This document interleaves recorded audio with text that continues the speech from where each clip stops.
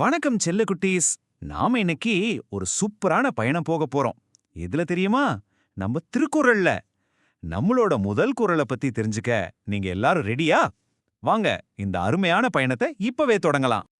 சரி, அப்ப நம்மளோட முதல் குறள் என்னன்னு தெரிஞ்சுக்க நீங்க தயாரா இருக்கீங்களா? வாங்க பார்க்கலாம். இப்போ நான் முதல் வரிய மட்டும் சொல்றேன், ரொம்ப கவனமா கேளுங்க. அகர முதல எழுத்தெல்லாம் ஆதி. அருமை. இப்போ இரண்டாவது வரி, பகவன் முதற்றே உலகு. வாங்க இப்போ முழு குறளையும் சேர்த்து ஒரு தடவை அழகா சொல்லலாமா? அகர முதல எழுத்தெல்லாம் ஆதி பகவன் முதற்றே உலகு. கேட்கவே எவ்வளவு அழகா இருக்குல்ல இந்த வார்த்தைகள். இத நம்ம திருவள்ளுவர் தாத்தா நமக்காக எழுதுனது.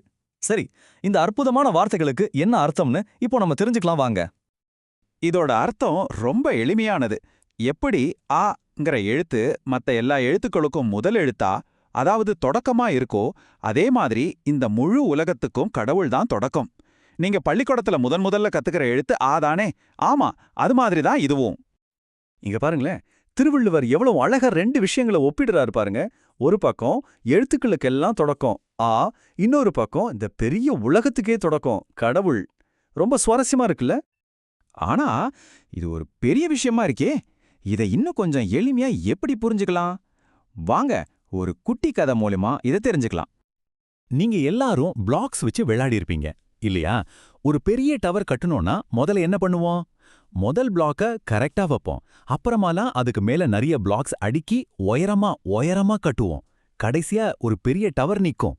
இப்போ யோசிச்சு பாருங்க, அந்த முதல் பிளாக் மட்டும் இல்லனா அவ்வளோ பெரிய டவரை நம்மளால கட்டியிருக்க முடியுமா? நிச்சயமா முடியாதுல்ல? அப்போ இதுல இருந்து என்ன தெரியுது? முக்கியமான விஷயம் என்னன்னா, எல்லாத்துக்குமே ஒரு தொடங்கம்னு ஒன்னு இருக்கு. அந்த முதல் பிளாக் மாதிரி தான் இந்த உலகத்துக்கும் ஒரு தொடங்கம் இருக்குன்னு நம்ம குறள் சொல்லுது. இந்த முதல் குறள் நமக்கு ஒரு அற்புதமான பாடத்தை கத்துக் கொடுக்குது. இந்த அழகான உலகத்தோட மிகச்சிறந்த தொடக்கத்துக்காக நாம எப்பவும் நன்றியோட இருக்கணும்னு, நம்மள சுத்தி இருக்கிற எல்லா விஷயங்களையும் ஆச்சரியத்தோட பார்க்கணும்னு சொல்லுது. சரி, இப்போ உங்களுக்கு ஒரு கேள்வி. உங்களை சுற்றி நீங்க பார்க்குற வேறென்ன அற்புதமான தொடக்கங்கள் இருக்கு? கொஞ்சம் யோசிச்சு பாருங்களேன்.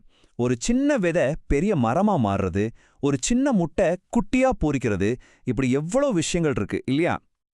நம்மளோட முதல் குறளை ரொம்ப அருமையா கத்துக்கிட்டீங்க. நீங்க எல்லாரும் சூப்பர். அடுத்த முறை நம்ம இரண்டாவது குறளோட சந்திக்கலாம். நன்றி.